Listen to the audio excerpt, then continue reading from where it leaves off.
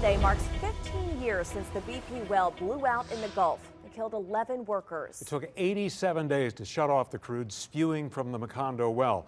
Along Louisiana's coast, there were lasting effects. 15 years ago, oil coated the shoreline of what locals called Cat Island. Actually, 4 small islands in Cat Bay were basted in oil from the Macondo well. In a couple dozen trips there, over the course of several years, the islands vanished before our eyes. There's no good time for an oil spill, but it couldn't have been at a worse time. P.J. Hahn was the Plaquemines Parish Coastal Director at the time of the spill, at the height of nesting season. Cat Bay was home to thousands of nesting birds, including brown pelicans, which the government had removed from the endangered species list only 5 months earlier. Like a cloud, a blue sky, but it was a cloud of birds. Hahn helped rescue many of the birds smeared in crude, but others that could still fly brought the oil back to their nests, to their eggs or chicks. That just was wiping out so many birds on that island. In fairness, the islands were in trouble long before the Macondo well blew out.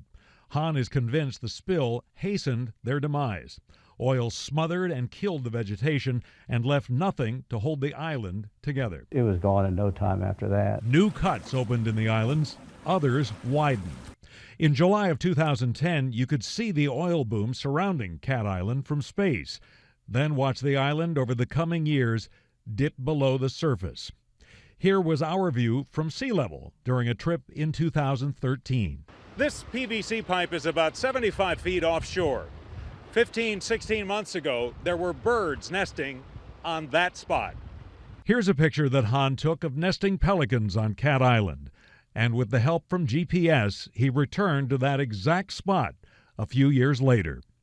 Plaquemines Parish government tried in vain to save the island. Hahn actually raised a few $1 million for the restoration. That island is the one that we went out to get a permit to restore that, but unfortunately, the state already decided that they were going to write that island off. However, even some coastal scientists believed the island was too far gone to be worth the effort.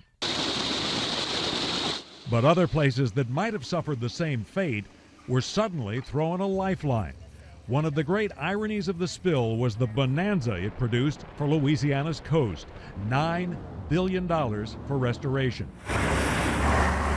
The state used the money to rebuild miles of barrier islands or create new marsh with superdomes worth of sand.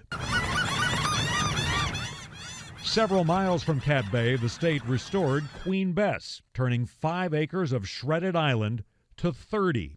The $19 million came courtesy fines and settlements from BP and its partners.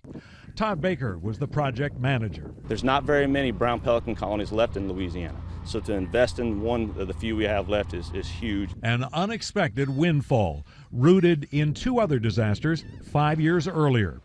Following Hurricanes Katrina and Rita, state lawmakers created the Coastal Protection and Restoration Authority and gave it marching orders: create a master plan to guide work toward a sustainable coast.